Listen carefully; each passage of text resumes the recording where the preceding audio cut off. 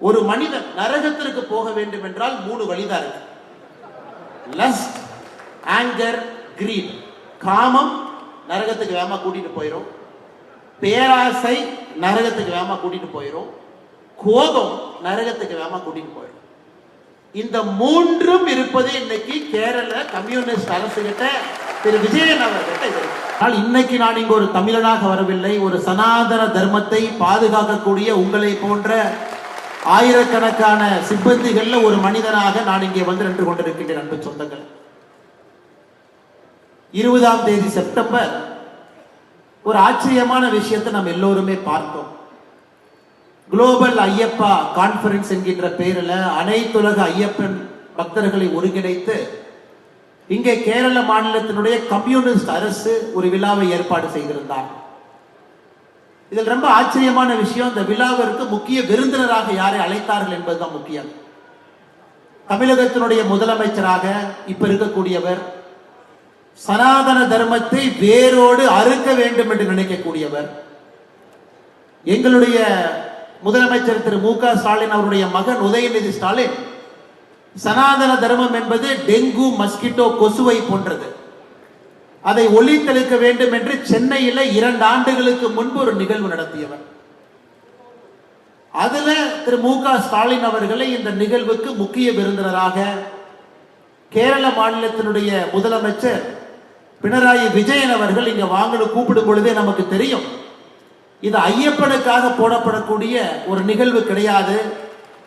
மக்களை ஏமாற்றி அரசியல்ல ஓட்டை வாங்குவதற்காக ஒரு நிகழ்வு இங்க போடுறாங்க என்பது தெல்ல தெளிவாக நமக்கு தெரியும். ஐயப்பனை பொறுத்தவரை நமக்கு தெரியும், நைஸ்திக் பிரம்மச்சாரி என்று சொல்லுவோம். எப்பொழுதும் எல்லா நிலையிலும் ஒரு பிரம்மச்சாரியாக இருக்கக்கூடிய குழந்தை ஐயப்பனை பார்ப்பதற்கு ஆண்டாண்டு காலம் கோடிக்கணக்கான மக்கள் இங்க வர்றாங்க. இந்த நைஸ்திக் பிரம்மச்சாரியை பொறுத்தவரை அவரை பாதுகாக்க வேண்டிய கடமை நமக்கு இருந்தாலும் கூட அவர் எப்பொழுதும் குழந்தை முகத்தோடு இன்முகத்தோடு இங்கிருந்து சபரிமலையில பக்தர்களுக்கு ஆண்டாண்டு காலமாக செய்தியை சொல்றாங்க. ஆனா திரு ஸ்டாலின் அவர்களையும் திரு பினராயி விஜயன் அவர்களையும் நான் அவர்களை எப்படி அழைப்பேன் என்று சொன்னால், நாஸ்திக் டிராமாச்சாரி என்றுதான் அழைப்பேன். அதாவது நாத்திகத்தை விரும்பக்கூடிய, டிராமா நடத்த வேண்டும் என்று நினைக்கக்கூடிய 2 நபர்கள் இணைந்து நாஸ்திக் டிராமாச்சாரியாக இந்த நிகழ்வை நடத்தி முடித்திருக்கின்றார். அது அந்த நிகழ்வை பார்க்கும் பொழுது யாரும் வரவில்லை, இருக்கைகள் எல்லாம் காலியா இருந்ததுங்க. இவர்களாகவே கஷ்டப்பட்டு ஒரு கூட்டத்தை போட்டு ஐயப்பனுக்கு நாங்கள் இருக்கின்றோம் என்று சொல்லி அதன் மூலமாக இன்னும் தங்களுடைய பெயருக்கு களங்கத்தை ஏற்படுத்தி கொண்டிருக்கின்றார்கள். அன்பு சொந்தங்கள், இதில் நாம் கேட்கக்கூடிய ஒரே ஒரு கேள்வி, 2018-19 காவல்துறையை வைத்து ஐயப்ப பக்தர்களை அடித்து உதைத்து உச்ச நீதிமன்றம் ஒரு தீர்ப்பு கொடுத்த பிறகு அதை முழுமையாக இப்படித்தான் கண்டிப்போடதை கண்டிப்பாக நான் நடைமுறைப்படுத்துவேன் என்று பொங்கி எழுந்த திரு விஜயன் அவர்களுக்கு ஐயப்பனை பற்றி ஒரு மாநாடு நடத்துவதற்கு என்ன உரிமை இருக்கிறது என்பதுதான் அடிப்படையான ஐயப்ப பக்தர்கள் கேட்கக்கூடிய ஒரு கேள்வி. மாநாடு நடத்துவதற்கு உங்களுக்கு என்ன உரிமை இருக்கு? திராவிட முன்னேற்ற கழகம் எதற்கு மு க ஸ்டாலின் ஐயா கூப்பிட்டாங்களோ, தமிழகத்துல கடந்த ஆண்டு, நீங்க இந்த டிராமா நம்ப மாட்டீங்க, கடந்த ஆண்டு தமிழகத்துல குளோபல் முருகா கான்ஃபரன்ஸ் டிஎம்கே நடத்துறாங்க பழனி. ஏன்னா பக்கத்துல ஒரு திருடன் இருக்கும் பொழுது திருடனை பார்த்து இன்னொரு திருடன் வேகமாக கற்றுக்கொள்வான், ஒரு திருடனை பார்த்து ஈஸியா கத்துக்குவாங்க.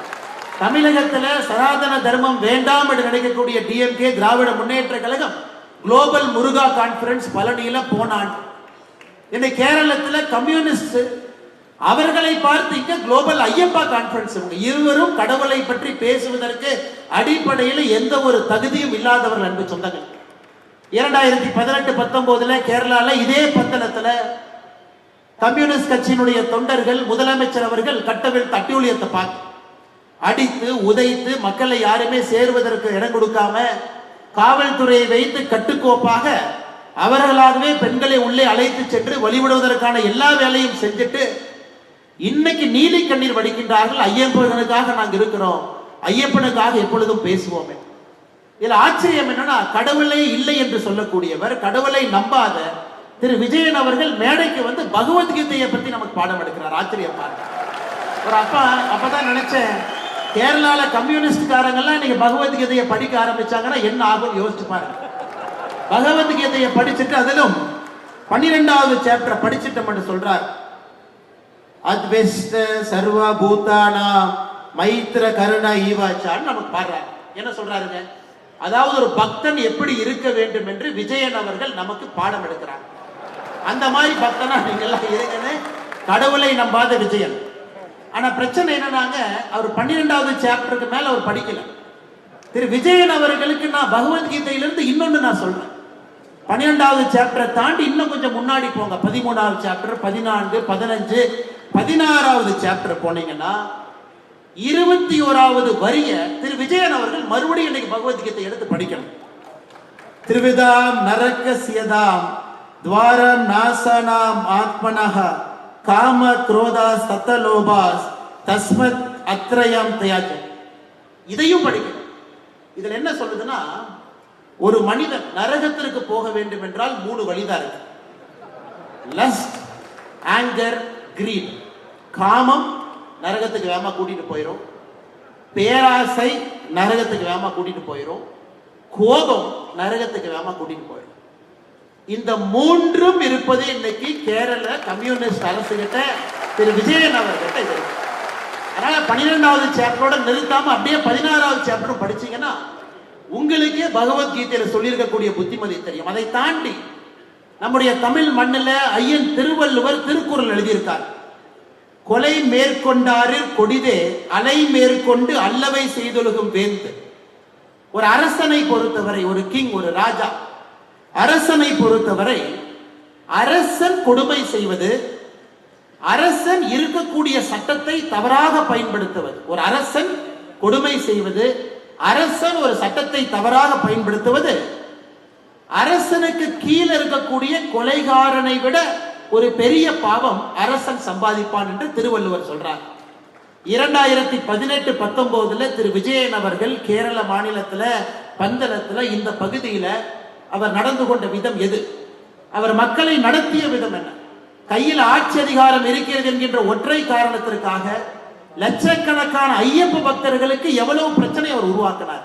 அதனால் இது யாருக்கு பொருந்ததோ இல்லையோ திரு விஜயன் அவர்களுக்கு பொருந்தும். கொலை மேற்கொண்டாரில் கொடிதே அலை மேற்கொண்டு அல்லவை செய்தொழுகும் வேந்து. அரசன் செய்யக்கூடிய தவறுகளை விஜயன் அவர்கள் 2018-19 செஞ்சிருக்கிறாங்க.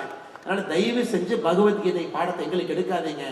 கண்ணாடியை பார்த்து நீங்களே உங்களுக்கு சொல்லிக்கங்க, எப்படி அரசனாக வாழ வேண்டும், எப்படி மனிதர்களை மனிதர்களாக இங்கே மதிக்க வேண்டும்.